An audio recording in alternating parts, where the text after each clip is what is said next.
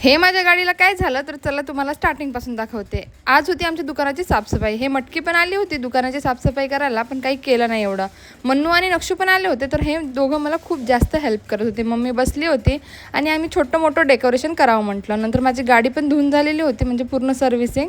तर गाडी मी घेऊन आली आणि माझ्या लहान बहिणीला फक्त मटकण्याशिवाय काहीच दिसत नाही. तिने एक पण हेल्प करू लागली नाही. सगळं डेकोरेशन मन्नू, मी आणि नक्षूने केला. माझ्या भावाला जसं माहीत झालं की मला फुग्यांपासून भीती वाटते, तर तो जाणून बुजून माझ्या जवळ फुगे आणत होता. आणि तुमचे पण लहान भाऊ असेच करतात का आणि तुम्हाला असाच त्रास द्यायचा का, मला कमेंटमध्ये नक्की सांगाल. आणि हे बघा, हिला आमच्या लहान बहिणीला मटकण्याशिवाय काहीच येत नाही. आमचं डेकोरेशन पण पूर्ण झालं होतं. तर तेजल मला म्हणत होती की दीदी मी तुला एक स्टेप करून दाखवते. तर हे बघा, हे आहे हिची बकवा स्टेप. नंतर आमचं छोटं मोठं डेकोरेशन पण पूर्ण झालं होतं.